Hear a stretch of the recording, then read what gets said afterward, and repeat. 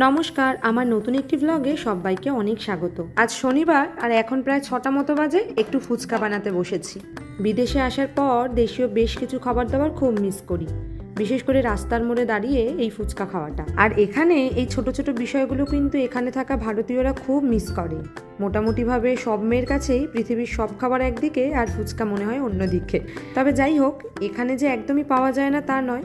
বহু রেস্টুরেন্ট রয়েছে ইন্ডিয়ান যেখানে আপনার পাওয়া যায়, তবে দামটা বড্ড বেশি। একটা প্লেটে ধরুন 7 থেকে 8টা ফুচকা থাকে আর দামও নেয় $7 থেকে $8 মতো, প্রায় ওই 600 থেকে 700 টাকার মতন পড়ে।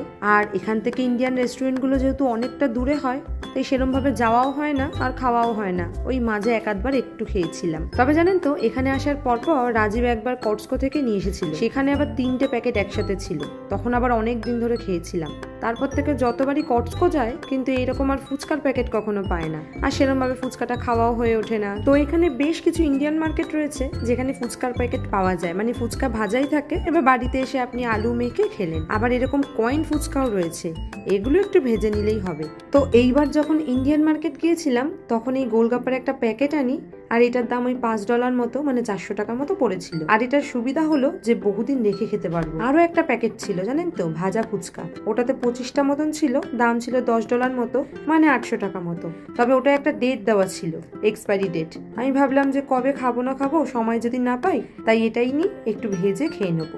প্যাকেটটাতে বেশ অনেকগুলোই ফুচকা ছিল, তার সাথে একটা মশলারও ছোট্ট প্যাকেট দিয়েছিল। তো আমি ভেবেছিলাম যে এইবার এই ফুচকাটা বানালে পরে এয়ার ফ্রায়ারে বানাবো। করাটাও বেশ সহজ জানেন তো, লাগলো তেল মাত্র ½ চামচ মতো, আর কোনো রকম নাড়ানো চাড়ানোর ঝামেলা নেই। আমি শুরুতেই এয়ার ফ্রায়ারে একটু তেল দিয়ে পাঁপড়গুলোর গায়ে মাখিয়ে নিয়েছিলাম, তারপরে 330 ডিগ্রি ফারেনহাইটে প্রায় 3 মিনিট মতন এয়ার ফ্রাই করি।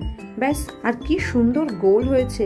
যদিও বা আমি পুরো প্যাকেটটা ভাজিনি, ওটাতে বেশ অনেকটা ছিল, আর একদিন হয়ে যাবে, তো হাফটাই আমি করে নিয়েছিলাম। আর ওইদিকে সকালবেলা একটুখানি ছোলা ভিজিয়ে রেখেছিলাম, তো ভেজানো ছোলা, আলু আর একটুখানি কাঁচা লঙ্কা সেদ্ধ করে নিয়েছিলাম। ফুচকার টক জলে যদি কাঁচা লঙ্কা সেদ্ধ দেওয়া যায়, গন্ধটা এত ভালো হয় আর খেতে এত ভালো লাগে যে কি বলবো। আর সাথে একটু মশলাও গুঁড়িয়ে নিয়েছিলাম, দিয়েছিলাম শুকনো লঙ্কা, গোটা জিরে, গোটা ধনে আর বেশি করে মৌরি।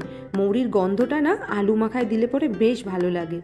টক জলটা বানানোর জন্য একটু ধনেপাতা, পুদিনা পাতাটা বেটে ছেঁকে নিই, আর তার মধ্যে তেঁতুলটাও হালকা ভিজিয়ে জলটা বের করে নিয়েছিলাম। এরপর টক জলটা বানানোর জন্য পুদিনা পাতা, ধনে পাতার জল, তেঁতুলের জল, কাঁচা লঙ্কা সেদ্ধ, মশলা, লেবু, নুন, প্যাকেট মশলা আর একটু গুড় দিয়েছিলাম।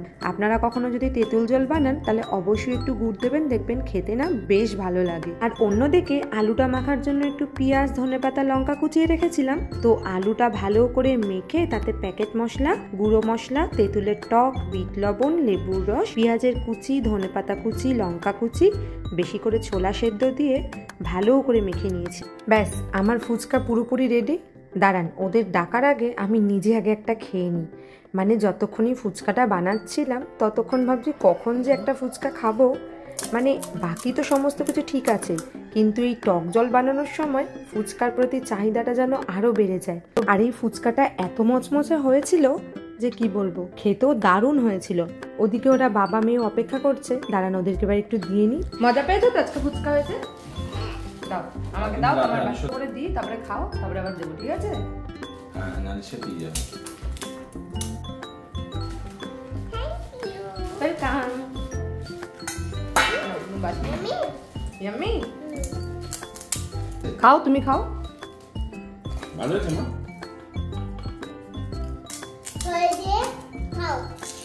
ভালো হয়েছে?